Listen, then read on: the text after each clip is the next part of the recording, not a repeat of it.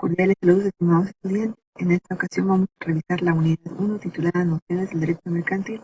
Para ello vamos a ir analizando cada uno de los temas que conforman la primera unidad, iniciando con los aspectos generales del derecho mercantil, los actos de comercio, las diferencias entre legislación mercantil y legislación civil y los títulos valores con su clasificación, características y definición.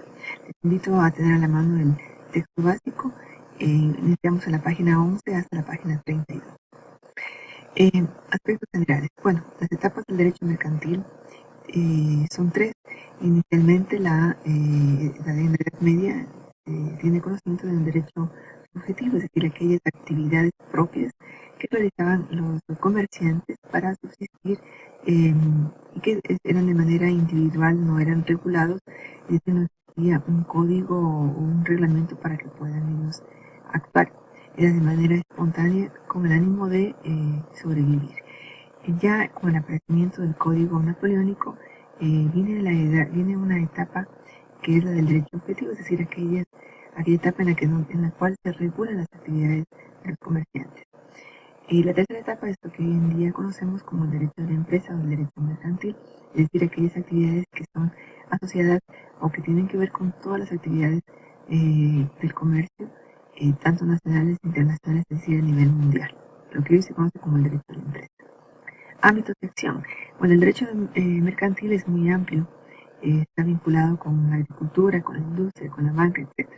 Es más, hoy en día se han estructurado nuevas figuras jurídicas, como por ejemplo los contratos de fideicomiso, los contratos de factoring, de underwriting, el contrato de joint venture, es decir, diferentes figuras jurídicas que han generado la necesidad de que sean revisados y que sean regulados para que las actividades de los comerciantes se desarrollen con normalidad. Relaciones jurídicas, y en efecto el derecho mercantil se relaciona con otras ramas del derecho en general, como el derecho civil, la ley de compañías, el código orgánico del servicio financiero, la ley societaria, es decir, otros ámbitos del derecho que deben ser vinculados al derecho mercantil.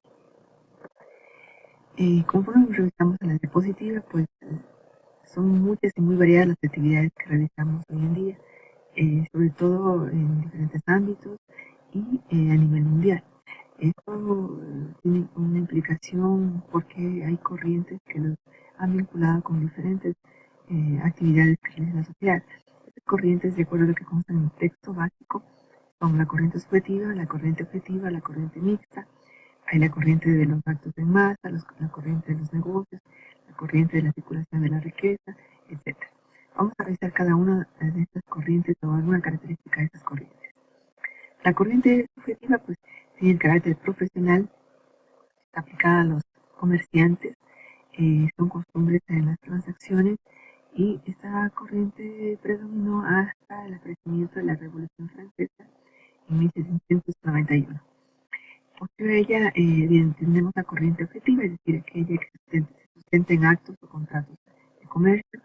Estos acuerdos constituían un estatuto de comercio. Con el Código de Comercio francés, en 1807, regula todas las actividades de comercio. Una corriente mixta, pues, es aquella que vincula varias corrientes o varias teorías. En ella se regulan requisitos y condiciones y son actos mercantiles que no son realizados exclusivamente por comercio.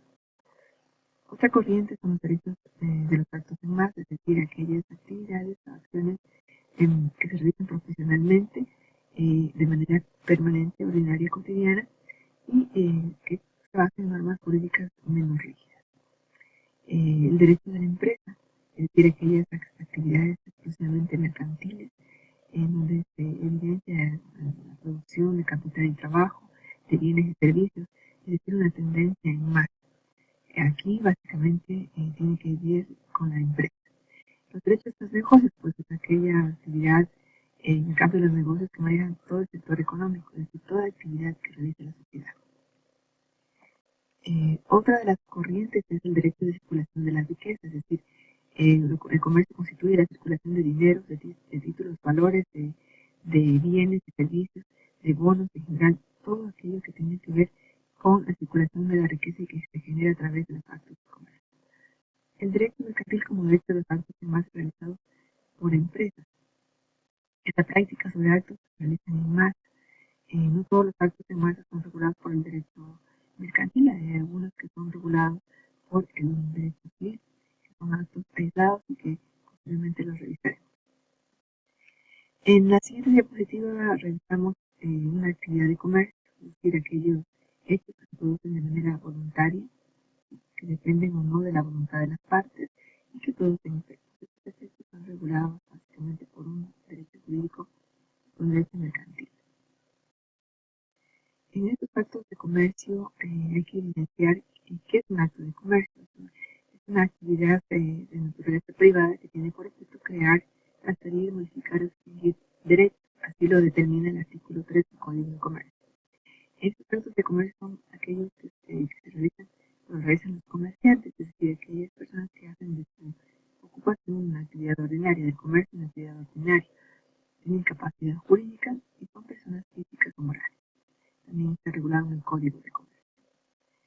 Algunas diferencias entre la legislación mercantil y civil me permito indicar a continuación en este cuadro y que es importante que usted lo revise también en el texto. En el derecho civil, en la legislación civil, existe un formalismo de contratación, en tanto que en la legislación mercantil los contratos son más consensuales. No por ello significa que no exista un formalismo, sino que no es tan riguroso como en la legislación civil. En la legislación civil existen medios de prueba rigurosos, tanto que en la legislación mercantil los medios de prueba son mucho más ágiles. En la legislación civil existe la nulidad de prueba. En la legislación mercantil, el mismo interesado puede elaborar pruebas a su favor. En la legislación civil, la costumbre no constituye derechos, sino en aquellos casos en que la ley se remite a ella. En la legislación mercantil, las costumbres mercantiles suplen el silencio de la ley. En la legislación civil existen restricciones, por ejemplo, en la designación o administración de tutores y curadores sobre los bienes. En la legislación mercantil, la capacidad en el ejercicio de esta actividad es mucho más amplia, no se requiere de la designación o asignación de una persona en específico. En la legislación civil no existe o no persigue el fin de lucro, no es lo primordial. En tanto que en la legislación mercantil, en efecto, los fines de lucro son los actos y contratos que se generan justamente porque es la actividad que se realiza o que realizan los comerciantes o cualquier otra persona que ejerce o que realiza un acto de comercio.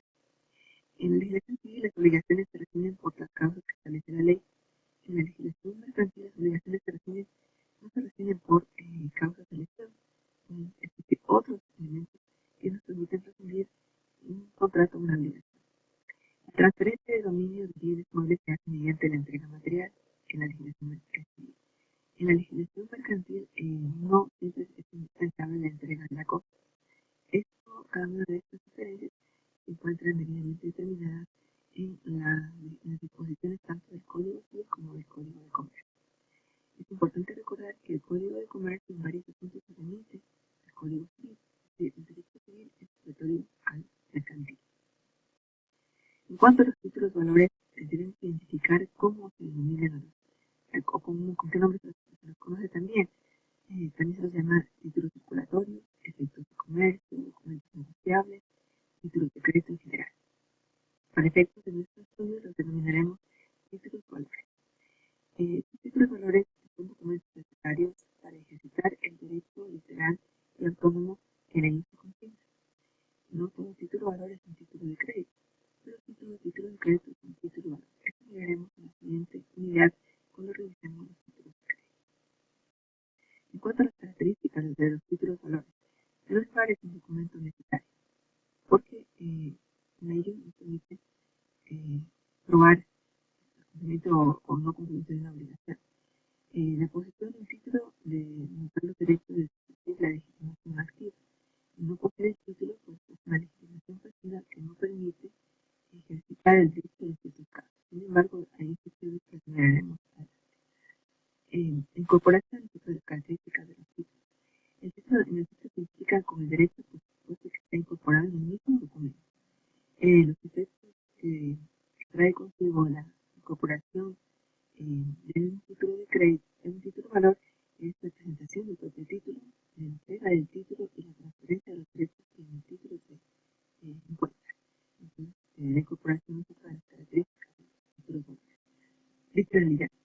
Se perfecciona por escritura y no por el consentimiento, es decir, la obligación está circunscrita en el título, aún en los casos de alteración del título. El documento escrito por un deudor se denomina escritura y los documentos escritos por las partes se denominan escritura. La autonomía es otra de las características de los títulos valores. Una autonomía activa, el adquirente del título decide un derecho nuevo ordinario, no derivado, independiente de los anteriores. Pasiva se obliga con independencia uno de otro. En cuanto a la clasificación de los títulos valores, es importante que revisemos algunas de las clasificaciones que nos indica el texto en relación al emitente, por la forma de emisión, por la forma en que se promete el pago, por la naturaleza de los derechos que se incorporan en el título, según la forma de circulación, puede ser también simple y complejo, según la función económica, por su naturaleza en relación a la causa, y títulos del pasivo bancario. Cada una de estas clasificaciones se encuentran debidamente explicadas en el texto básico, por lo que les sugiero hacer una lectura pausada y una revisión. Y en caso de dudas, contactarme en el horario de tutorías o escribirme en mi correo electrónico. Les invito también a realizar la autoevaluación de la guía didáctica. Eh, Finalmente, les animo a continuar revisando siempre las actividades del Observatorio de Aprendizaje. Están ahí dispuestos los anuncios, un cuestionario de refuerzo número 1 que será activado en la primera semana. Por tanto, es importante que usted revise permanentemente el informe de aprendizaje. Agradezco su atención